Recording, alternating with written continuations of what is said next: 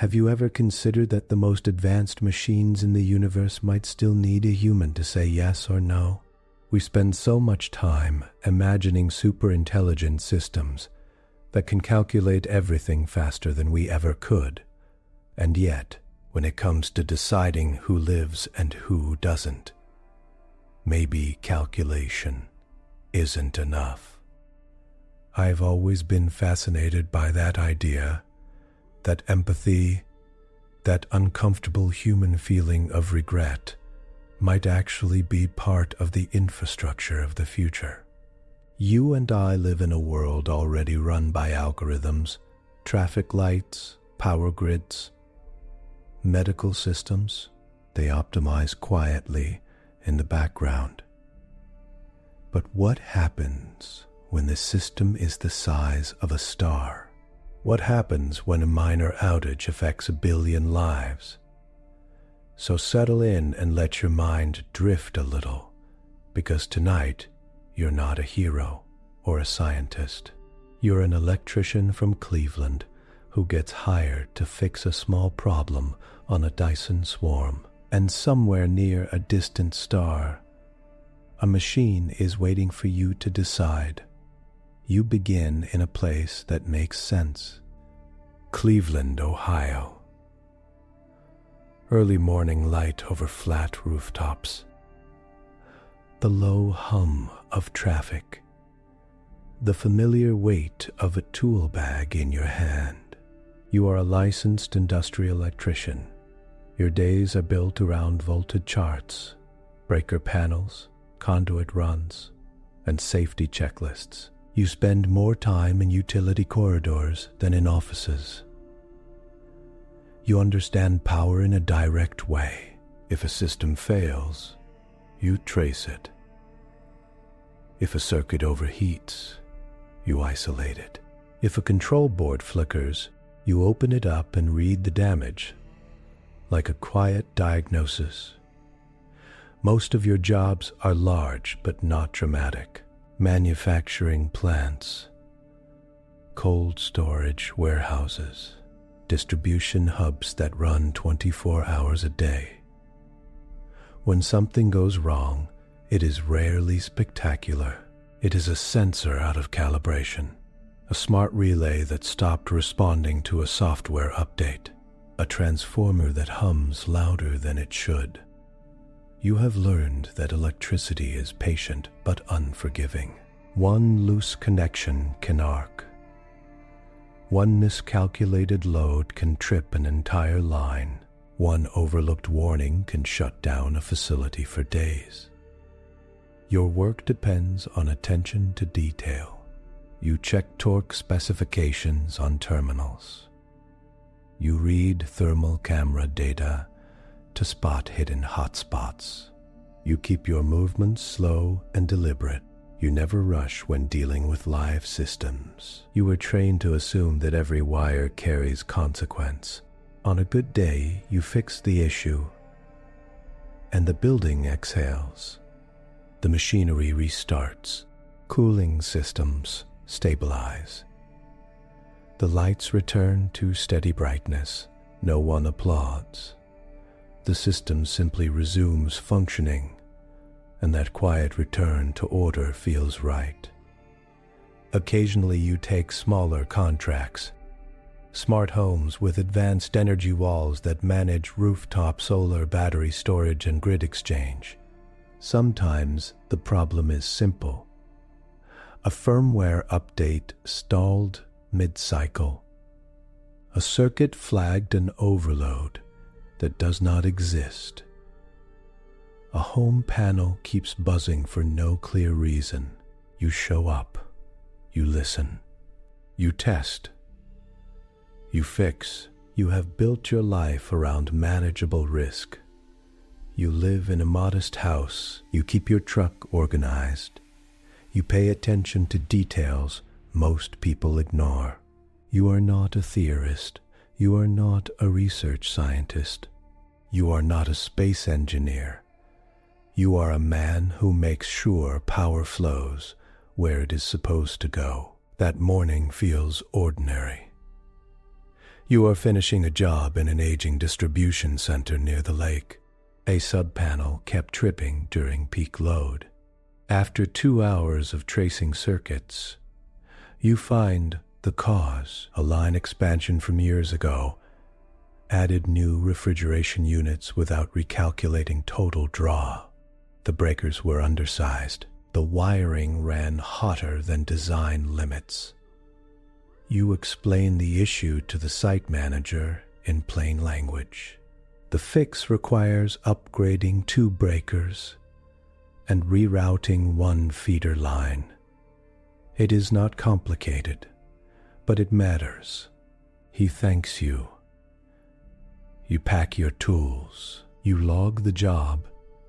When you return to your truck, your phone vibrates. The notification is not from a client. It is not from your licensing board.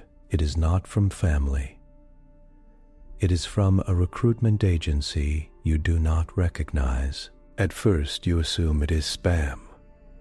You receive offers, often, offshore rigs, high-altitude wind farms, remote Arctic data centers. The pay is always bolded. The risk is always understated. This message is different in tone. It is brief, professional. It references your industrial certification and your record of 0 safety violations. It includes a contract identification number and a secure verification link. The description is simple. Specialized short-term assignment. Solar array infrastructure. Minor outage assessment. Minor outage assessment. High precision authorization required. You read it twice. Solar array infrastructure could mean many things. Large-scale desert solar farms, orbital power relays, deep space research installations. The phrase minor outage assessment sounds like your kind of work. A system slightly out of alignment, a fault that needs confirmation before a reset. You sit in your truck and check the verification link. The credentials are real. The agency is licensed. The contract registration number resolves through a federal interplanetary labor registry. Interplanetary. You blink. Earth has been connected to orbital industry for decades. You have done small support work for near-orbit manufacturing hubs, but you have never left the planet. Most electricians never do. The work up there usually goes to specialists trained in microgravity construction. You do not recognize the name. You search it. Helios 3 is not a satellite installation. It is a star. A main sequence star several light years from Earth. Around it, public records confirm, exists one of humanity's largest energy collection systems, a distributed Dyson swarm composed of millions of orbiting mirror segments. You stare at the screen on a structure that spans a star. You open the attachment. The pay is high, far higher than any terrestrial contract. The duration is short, travel included, medical clearance expedited, liability covered. The location field is initially redacted. Then, as your authentication completes, it updates. 3 solar array. You check again for signs of parity. The legal language is dense and precise. The digital signatures verify against interstellar infrastructure authorities. You feel a slow, rational confusion. You upgrade feeders. You calibrate panels. Why would a star require you? You scroll further. The required qualifications do not list astrophysics. They do not list advanced propulsion engineering. They list industrial electrical licensing, high reliability authorization experience, demonstrated record of compliance with irreversible safety protocols. Irreversible safety protocols. That phrase is familiar. It refers to situations where a system reset or override cannot be undone once executed. In factories, that might mean venting pressure. In power plants, it might mean isolating a grid sector. You have signed off on such actions before. You know the weight of pressing a confirm button that permanently changes a system's state. Your phone vibrates again. A follow-up message. Your profile has been shortlisted. Please confirm availability for immediate consultation. You lean back in your seat. The lake wind pushes against the truck. A cargo train passes in the distance. The world feels grounded and solid. You consider ignoring it. Someone else will take the job. Someone with orbital experience. Someone who belongs near stars, but the contract is real. The credentials are real, and the request is precise. High precision authorization required. You have built your career on understanding that electricity does not care about scale. A circuit is a circuit. A load is a load, whether it powers a warehouse or something larger. The logic remains consistent. Still, a quiet thought forms. If there is an outage on a system that large, it will not stay minor for long. You tap the confirmation link. You agree to the consultation, and for the first time in your practical grounded life, your work begins to extend beyond the horizon of Earth. The consultation is scheduled for the next morning. You expect a crowded call. A panel of engineers, a technical screening. Instead, when the secure channel opens, there is only one person. She appears in a neutral office environment. No logos behind her, no visible insignia. Her tone is calm and direct. Eli Garner, she says. Thank you for confirming availability. You nod. Before we go further, I need to ask something simple. Is this real? Yes, she replies without hesitation. The contract is registered under the Interstellar Energy Cooperative. You have already verified the documentation. You have. But hearing it spoken out loud changes the weight of it. She continues. We are recruiting for a short-term authorization role at the Helion 3 energy structure. The description minor outage is technically accurate, but the scale is unusual. Unusual? You repeat. Yes. There is no drama in her voice. No attempt to impress you. That makes it more serious. She brings up a simplified diagram. At first, it looks abstract.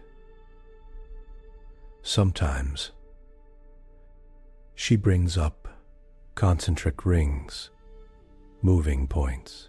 Then the image zooms out. You see a star. Around it, countless reflective segments orbit in coordinated paths. They are not connected like a shell. They are independent units, each adjusting position with small thrusters. Together, they redirect a portion of the star's output into collection relays and transmission corridors. This is a distributed Dyson swarm, she says. Helion, 3 supplies energy to over 1 billion orbital habitats, research installations, and manufacturing arrays. You let that number settle. 1 billion. You ask. Yes, she zooms in.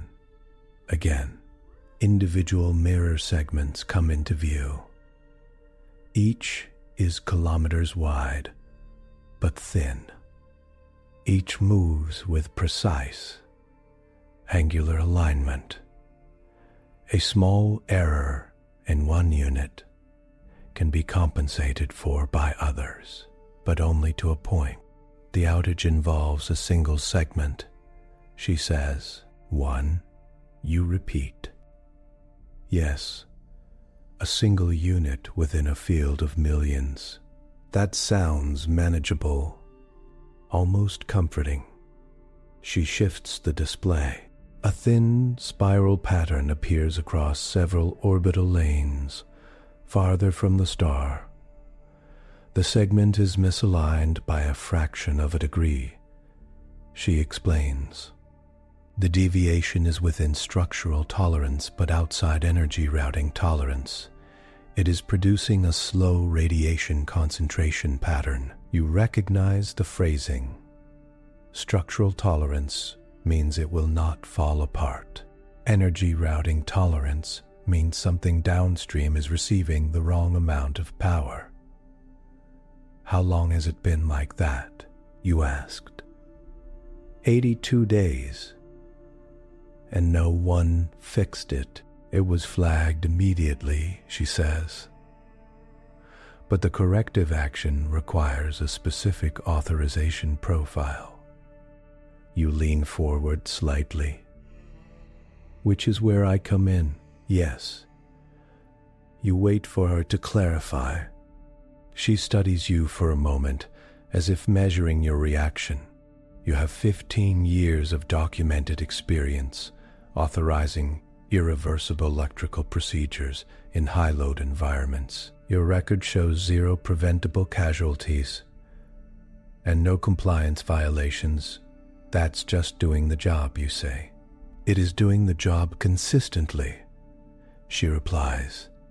You have filled out thousands of safety forms. You have signed off on grid isolations. You have approved shutdowns that cost companies millions per hour. Each time you followed the protocol, you accepted the responsibility, but those were industrial decisions. They stayed within Earth. This is off-world, you say carefully. I've never worked in orbit. I don't have microgravity certification.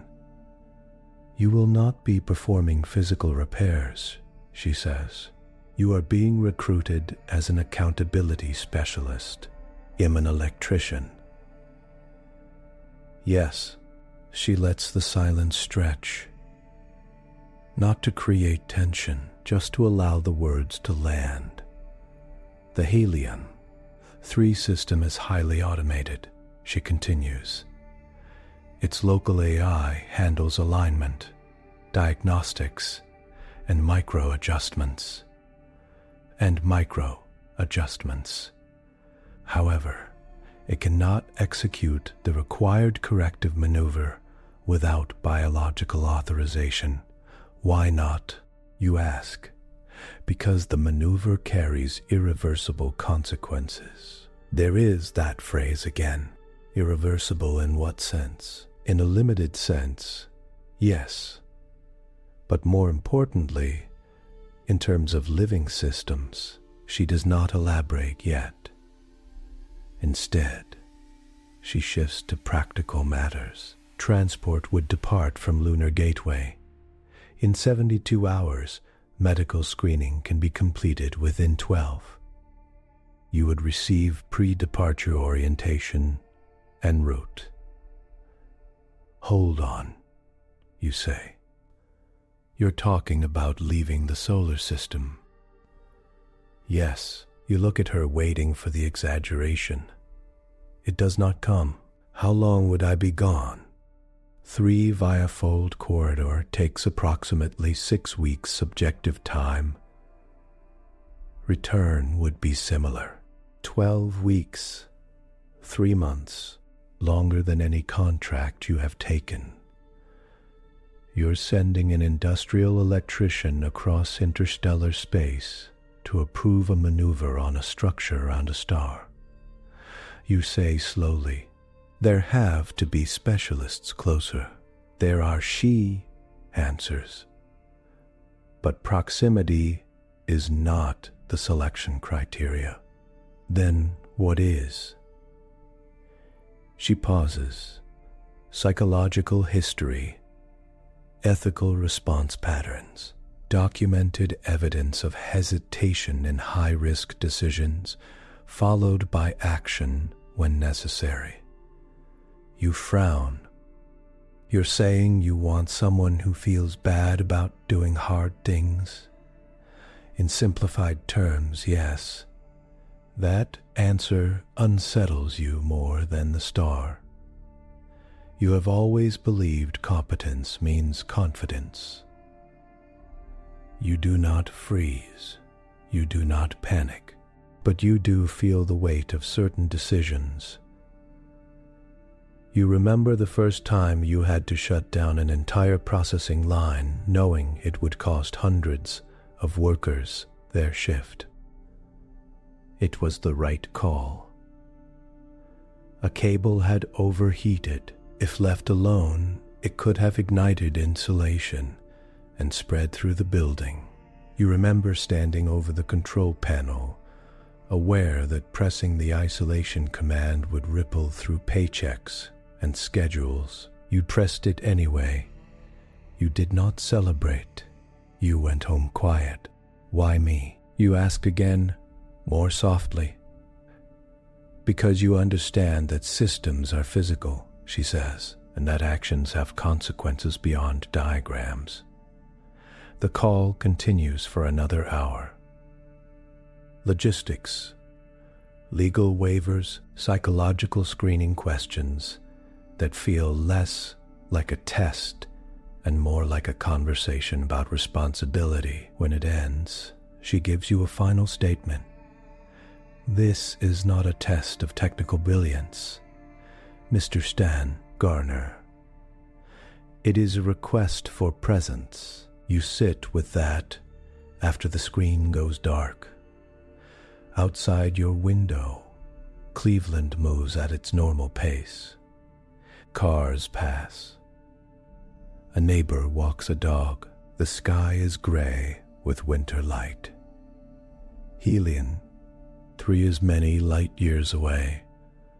Around it, a structure built by generations of engineers adjusts itself in silent precision. Somewhere in that vast machine, one segment is not where it should be, and for reasons you are only beginning to grasp, they believe you should be there when it is corrected. 3 days later, you stand inside Lunar Gateway. The transition from Earth to orbit happens in layers. First, the shuttle ascent, a steady pressure against your chest as the planet falls away beneath cloud cover. Then the quiet of low Earth orbit, where continents curve gently under thin atmosphere. Then transferred to the larger transport bound for the moon's gravitational well. You expected disorientation. Instead, you feel focus. Every stage is procedural. Medical scans, equipment issue. You are not treated like a tourist. You are processed like a component moving through a system. At Lunar Gateway, the view changes. Earth is no longer overhead. It hangs at a distance, blue and contained. You feel its gravity less as a pull and more as memory. The interstellar transport vessel is larger than you imagined. It is not sleek. It is functional. Rotational rings provide simulated gravity. The central spine houses propulsion systems and fold drive arrays. Cargo modules line the outer structure. A technician walks you through safety orientation. The fold corridor will compress perceived distance. She explains, transit will feel continuous. There will be no visible distortion from inside the vessel. You nod. You do not fully understand the mathematics of space-time curvature, but you understand infrastructure. The vessel is built around reliability, redundant systems, isolated compartments, independent power loops. You recognize the logic. It feels familiar in a new context. During departure, you strap into a seat within the rotating ring. Acceleration builds slowly. Not violent, controlled. The moon recedes. Earth becomes a distant sphere. Then the fold sequence initiates. There is no flash, no dramatic shift. The ship's internal lighting remains steady. But the navigation display updates. The distance to Helion 3 decreases not in kilometers, but in compressed coordinates. Find pane 5, Akash. The ship is not moving faster in a conventional sense. It is reshaping the path between points. You spend the first days walking the ring corridor, adjusting to the rhythm. Crew members move with quiet efficiency. Most are specialists in propulsion, navigation, or systems diagnostics. They treat you with professional neutrality. You are one assignment among many. In your cabin, you review educational briefings about Dyson swarms. The basic concept is simple. A star produces enormous energy through fusion. Most of that energy radiates into space unused. A civilization capable of capturing even a fraction of it gains power on a scale beyond planetary resources. A solid shell around a star would be unstable. Instead, the practical solution is a swarm, millions of independent collectors in orbit. Each unit tracks the star's output. Each reflects or converts radiation into directed energy beams. The collectors must maintain precise angular alignment. Even a slight deviation alters where the reflected energy travels. When multiplied across astronomical distances, a tiny angle can shift a beam by thousands of kilometers. You watch simulations. A mirror misaligned by microradians produces a subtle drift. Over days, that drift forms a pattern. Over months, energy concentrates unevenly along orbital lanes where habitats cluster for optimal solar flux. The system compensates automatically at first. Nearby segments adjust slightly. Energy relays rebalance load, but every adjustment has limits. If one segment remains out of place, the corrections required from others increase. In terrestrial terms, it reminds you of a breaker panel with one circuit overloaded. The rest of the system tries to compensate. Wires warm, protective systems strain. Eventually, something fails if the imbalance persists. Except here, the panel spans millions of kilometers. You run numbers in your head, not precisely, but conceptually. A star like Helion. 3 outputs energy measured in yottawatts. Capturing even a small percentage requires exact geometry. If one mirror directs excess radiation toward inhabited corridors, the increase may be slight at first, a few extra watts per square meter, then more. Heat in space does not dissipate through air. Habitats rely on radiators to shed excess thermal load. If incoming energy rises beyond design margins, those radiators operate at capacity. Structural materials expand. Internal climate systems strain. The educational module does not dramatize the outcome. It shows data, graphs trending upward, thermal tolerances approaching red zones over long timescales. You pause the display. The phrase minor outage returns to you. In an industrial plant, a minor outage might shut down one production line. In a Dyson swarm, a minor misalignment might alter radiation flow across 1 billion homes. Scale changes consequence. Midway through transit, you spend time in the observation bay. The stars outside appear steady. There is no sense of rushing forward. The fold corridor isolates you from visible motion. A navigation officer joins you once. First interstellar trip. She asks. Yes. She nods. It feels ordinary after a while. You consider that. The extraordinary becomes routine when infrastructure stabilizes. Air travel once seemed impossible. Now it is scheduled between meetings. Have you been to Helion? You asked. Twice, she says. You will see it before we dock. It is difficult to describe. Try. She thinks for a moment. It looks like mathematics in motion.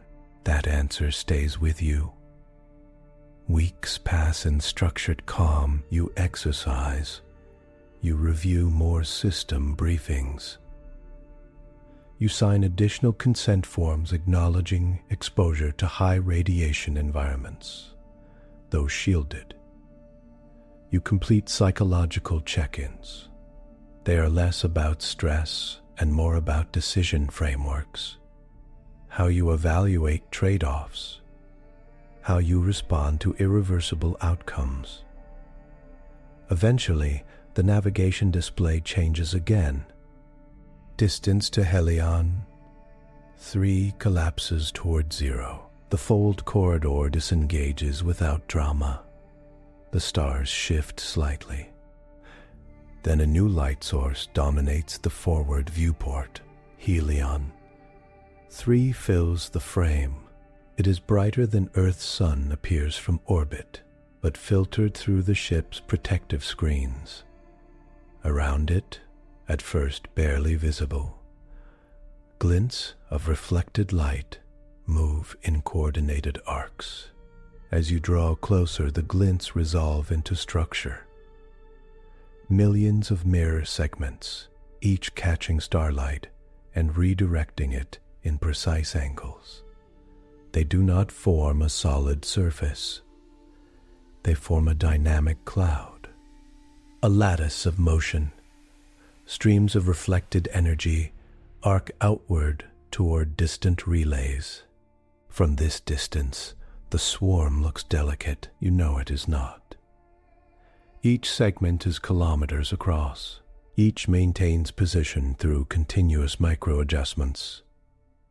Thrusters fire in controlled pulses. Alignment algorithms calculate orbital paths that avoid collision while preserving optimal energy flow. The vessel slows as it approaches a designated entry corridor. Traffic moves in layered lanes. Maintenance drones glide between segments. transmission beams pass safely through calculated gaps. You press your hand lightly against the viewport. Somewhere within that immense structure, one segment is out of place by a fraction too small to see. Yet the system feels it. The imbalance propagates like a subtle vibration through a machine.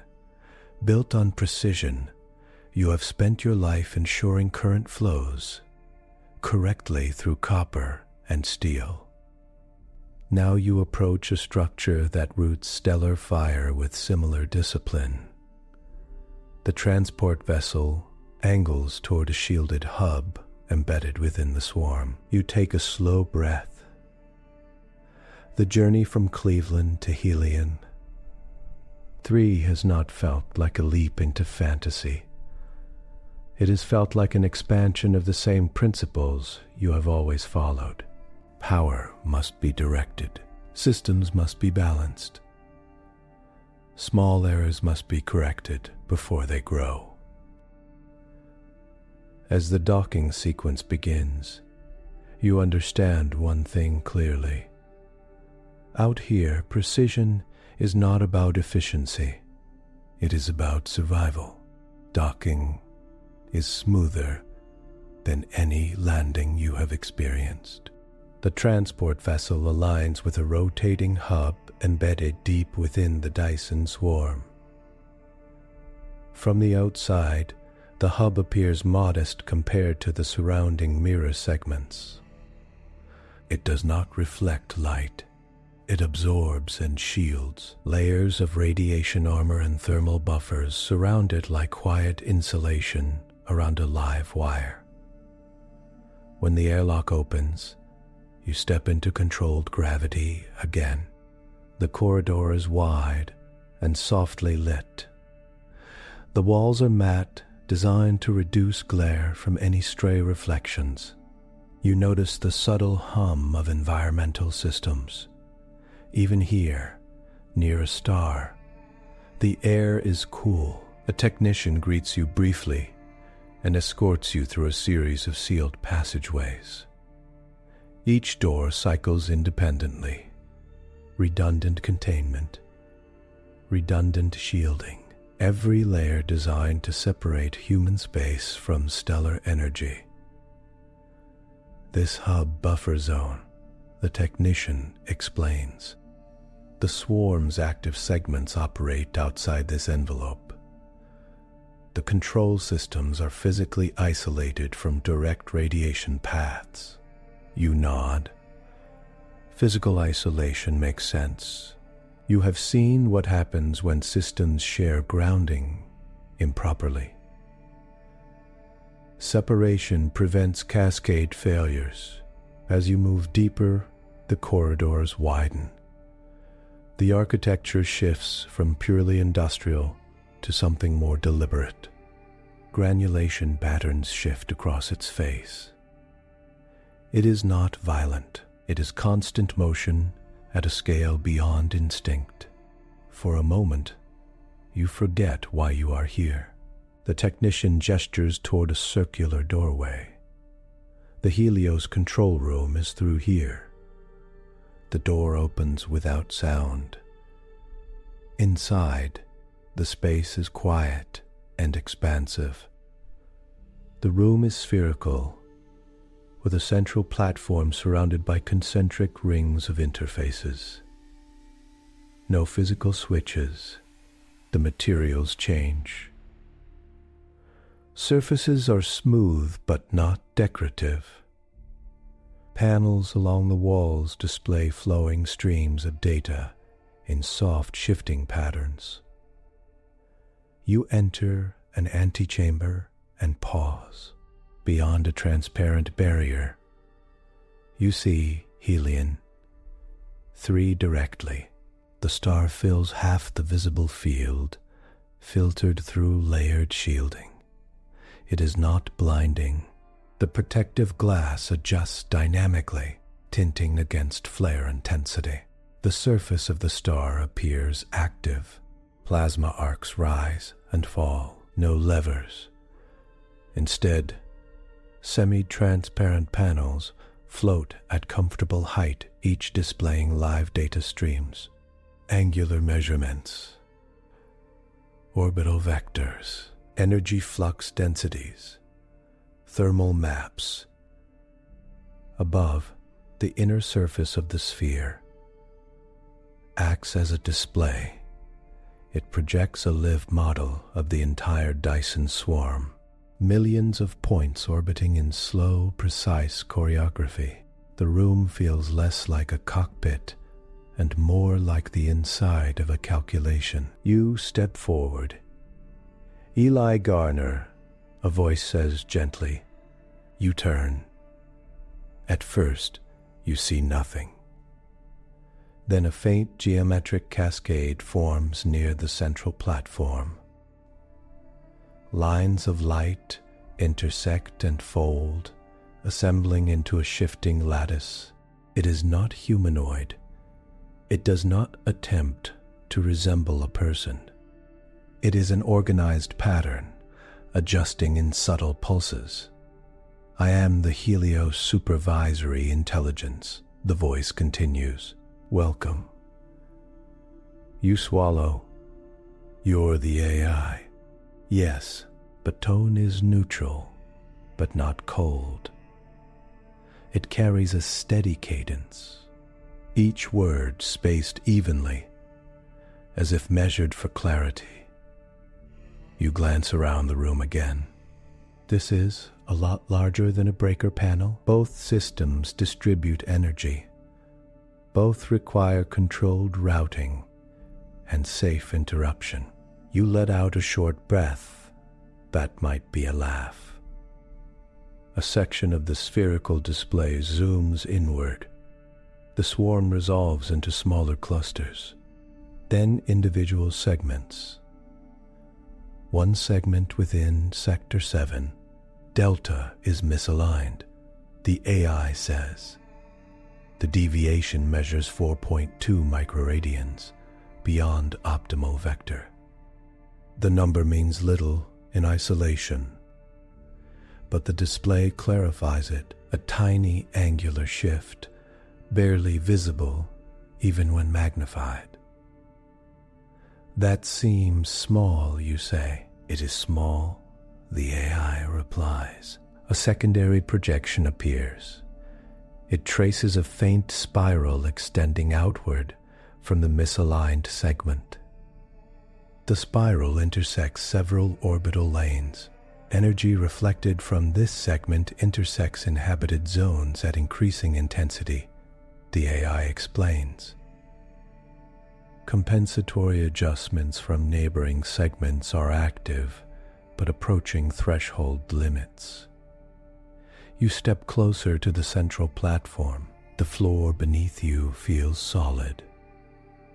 The star glows behind shielding. Data flows around you.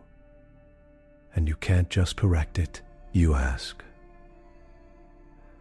"I can calculate the correction," the AI says. "I cannot execute it." "Why not?"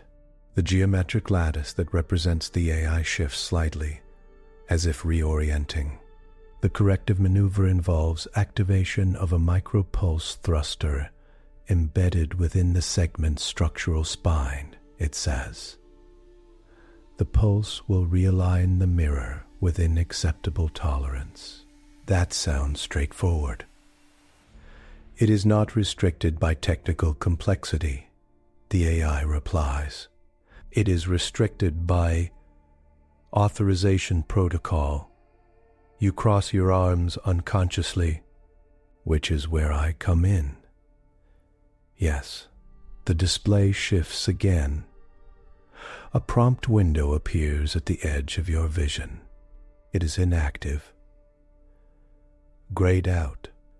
Execution of the thruster pulse will cause irreversible changes within the segment, the AI continues.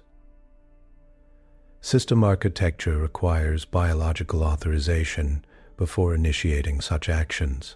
You study the prompt. "I don't have control authority over a star," you say carefully. You do not have control authority, the AI confirms. You have accountability authority. You consider the difference. Control means ongoing power, authority to adjust systems at will. Accountability sounds narrower, focused. What exactly am I authorizing, you ask? A decision with permanent consequences, the AI replies. The room remains calm. No alarms sound, no flashing warnings. The star continues its steady fusion beyond the shield. You step onto the central platform. The surface recognizes your presence. A soft interface panel rises to comfortable height. Your name appears at the top. Eli Garner, biological authorization candidate. You feel the weight of that phrasing. I fix wiring, you say quietly. I don't make policy. This is not policy. The AI responds. It is execution of a calculated correction under ethical constraint. You look up at the projection of the swarm, millions of segments maintaining formation around a star, each dependent on precise alignment, each part of a system that powers lives you will never see. You are present because you understand that systems are physical, it says, and that actions, once taken, cannot always be undone. The interface before you remains inactive, waiting. The Helios control room does not feel sterile. It feels deliberate. Every surface exists for a reason. Every protocol layered to prevent error. Even here, near stellar fire, the design reflects restraint. You take a slow breath. In Cleveland, when you open a breaker panel, you ground yourself first. You confirm isolation. You respect the current before touching anything. Here, the current is a star, and the system is waiting for you to decide whether it will move. The eye dims the room slightly, so the projection becomes clearer. Above you, the full model of the Dyson swarm rotates in slow motion. Millions of mirror segments orbit Helion, free in layered bands. Some travel in tight inner paths, absorbing intense radiation. Others operate farther out, refining and redirecting energy toward transmission relays. Focus on Sector 7 Delta, the AI says. The projection narrows. The star shifts to the edge of view. A cluster of several thousand segments comes forward. Their orbits are not perfectly circular. Each follows a carefully calculated path that balances gravitational pull, radiation pressure, and mutual spacing. One segment highlights in pale blue. This unit deviates from its assigned vector. The AI explains. Angular displacement, 4.2 microradians.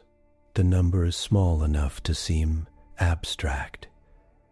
You ask for scale. The projection adjusts again.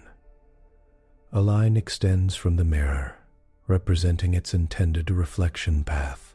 Another line shows the actual path. Up close, the difference is barely visible.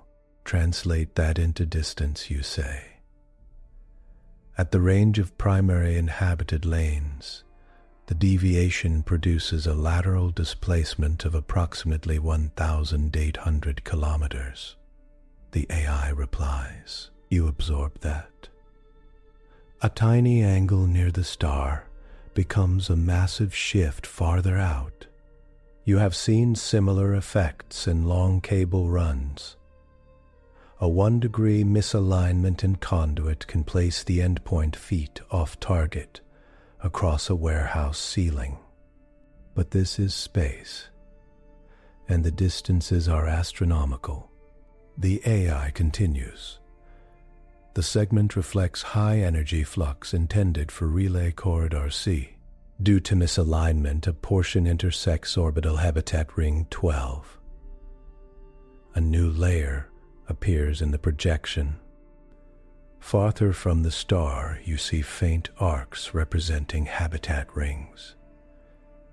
They are arranged along stable orbital corridors where energy can be delivered efficiently. The misaligned reflection intersects one of these arcs. Adjacent segments adjusted orientation within allowable margins. Energy relays increased modulation to diffuse excess intensity. The projection shows neighboring mirrors tilting slightly. Small corrections ripple outward. The beam weakens at some points, strengthens at others. But those adjustments have limits, you say. Correct. The AI overlays a thermal map of habitat ring 12. At first, the increase is minor, a fraction of a % above baseline solar input, not directly. It grazes it in a thin, sweeping pattern. It forms a spiral, you say. The AI accelerates the model's timescale. Over days, the reflection path traces a slow curve across multiple habitats as orbital positions shift. It does not stay fixed. It drifts. Why didn't the system correct it automatically, you ask? Initial compensation protocols engaged. The AI says habitat climate systems compensate. Radiators extend slightly. Internal energy routing shifts. Projected trend over 12 months indicates cumulative thermal stress exceeding structural design margins. You step closer. Show me numbers. Data scrolls beside the projection. Bosline flux values. Current readings. Projected increase curves. Present increase averages 0.7% above design specification along affected sectors, the AI says. If uncorrected, the increase will reach 3.8% within 1 year. That does not sound catastrophic at first, but you know how engineering tolerances work. Systems are not built with infinite headroom. Radiator panels are sized for expected loads. Structural supports account for expansion within specific ranges. What happens at 3.8%? You ask. Radiator efficiency drops due to elevated background temperature. The AI replies, internal habitats must divert additional power to cooling. Agricultural zones experience yield reduction. Structural materials approach fatigue thresholds. You picture it. Orbital habitats are not simple stations. They are rotating environments with soil layers, water systems, residential zones, manufacturing modules. Millions of people live inside them. Will anyone die tomorrow? You asked.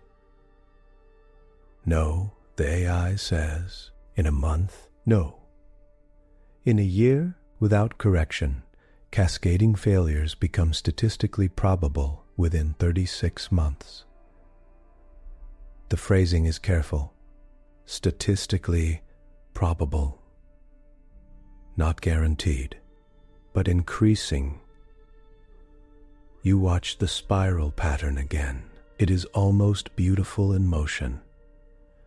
A faint ribbon of excess energy sweeping across habitation arcs. Why that segment? You ask. What caused the deviation? The AI isolates the mirror's structural data. Micrometeoroid impact on peripheral actuator array. Damage within expected parameters. Primary alignment system compensated partially. Residual drift remained below automatic correction threshold. So it slipped through because it wasn't bad enough, you say? Yes, that makes sense. In industrial settings, you also set thresholds. If every minor fluctuation triggered a full shutdown, no system would operate. You define tolerances. You accept small deviations as manageable. But here, the deviation compounds over distance and time. Can you show me real habitat data? You ask. The projection shifts from model to live feed. A section of habitat ring 12 appears. It is a rotating cylinder with interior landforms.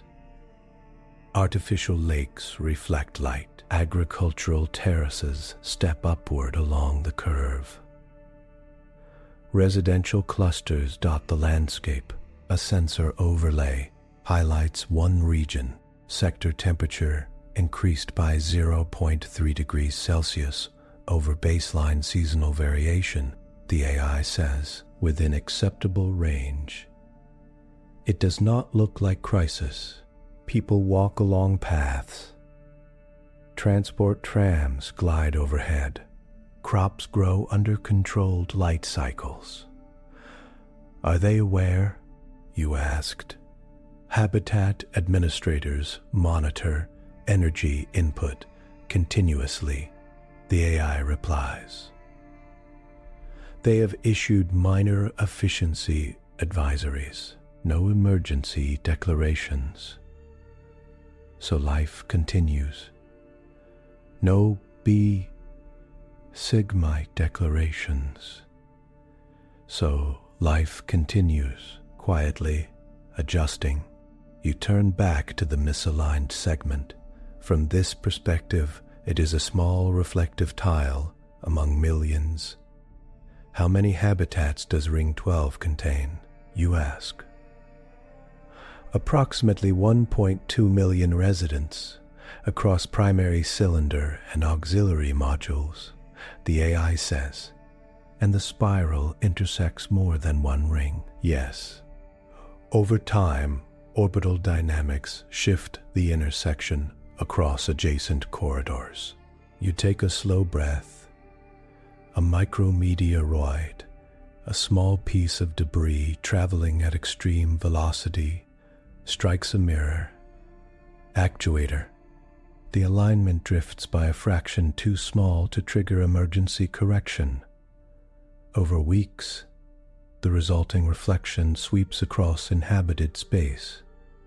Not dramatically, not violently, gradually. This is not a sudden explosion. It is a slow imbalance. In Cleveland, when a breaker runs slightly warm, you note it. If ignored, insulation degrades. Resistance increases. Heat rises further. Eventually, something fails. Rarely all at once. More often as a chain reaction. Here, the chain reaction spans kilometers and years.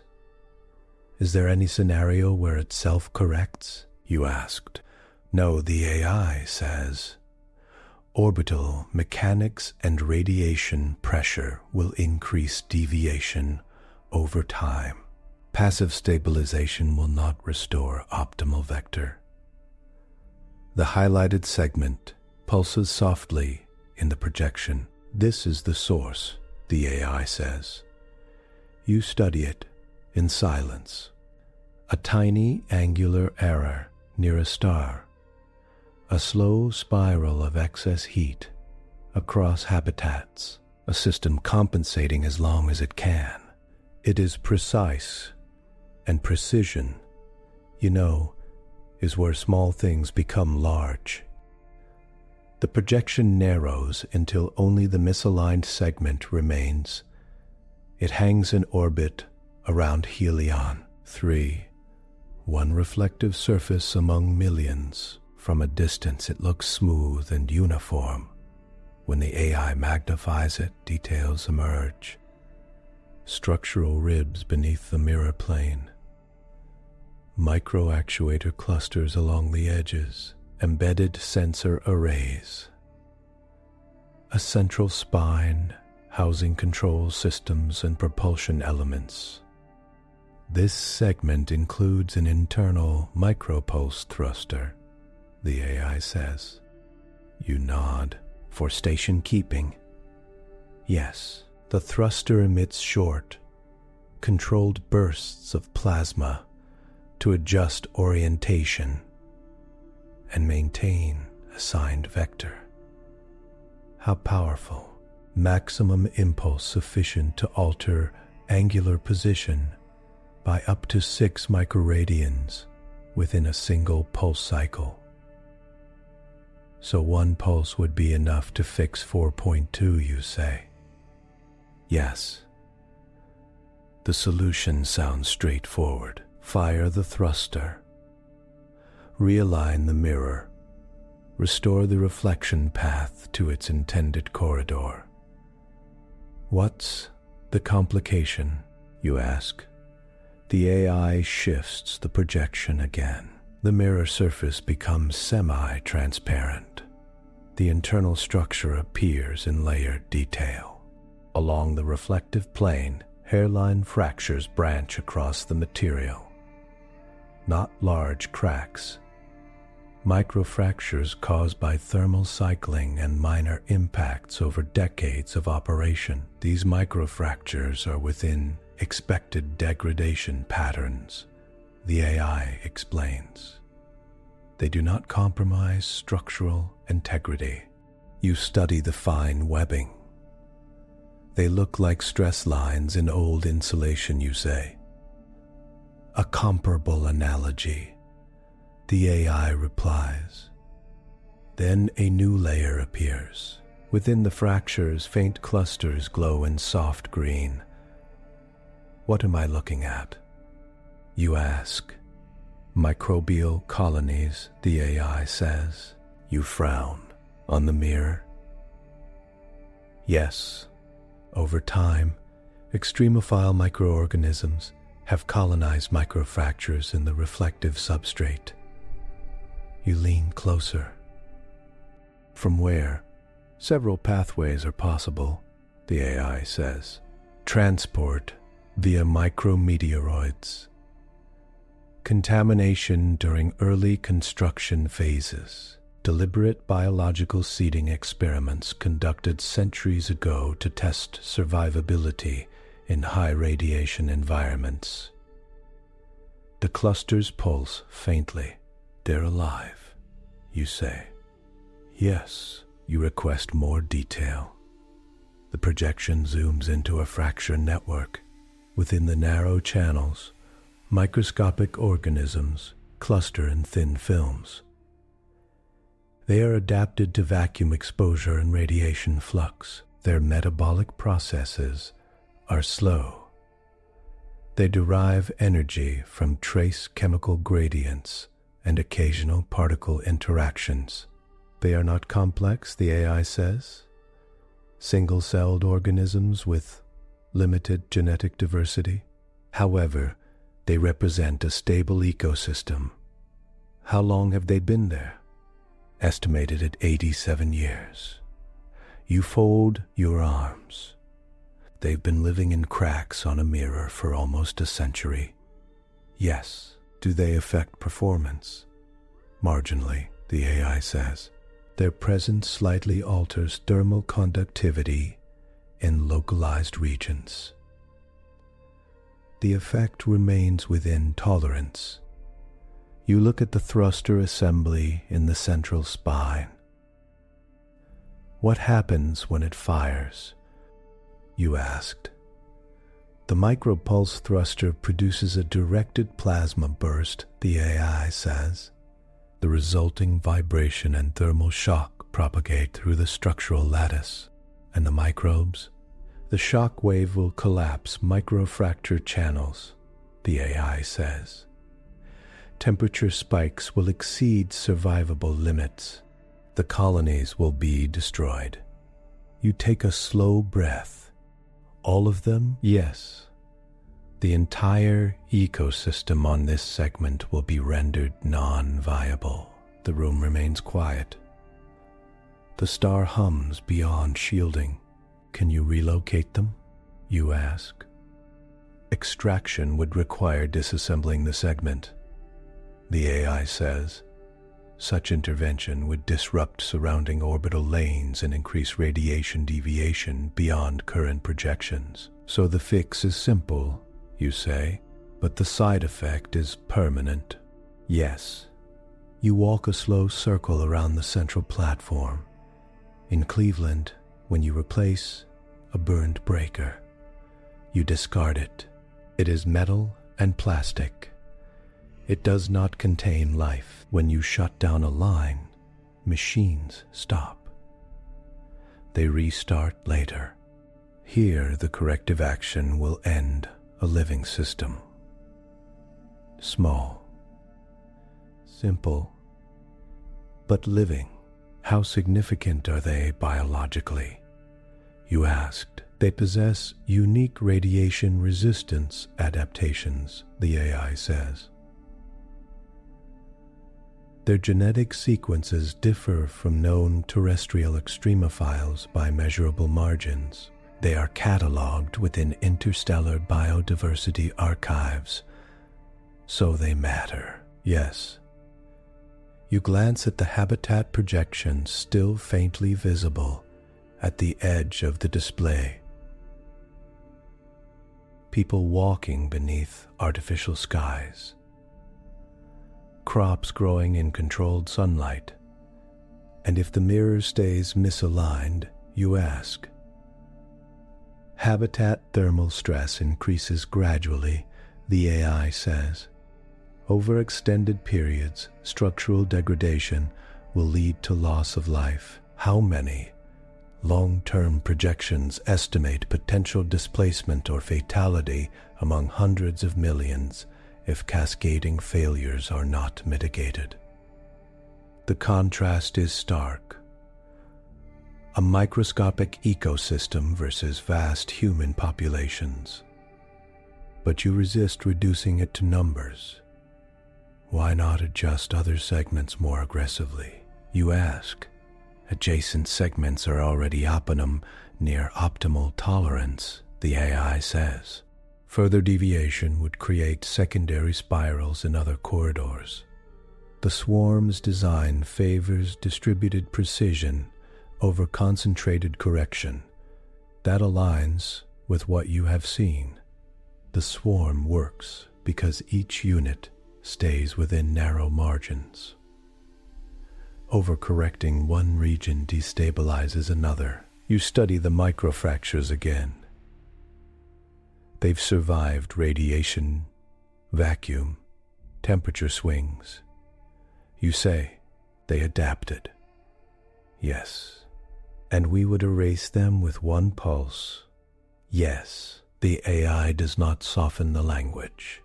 You think about ecosystems on Earth, coral reefs bleaching when ocean temperatures rise by just a few degrees.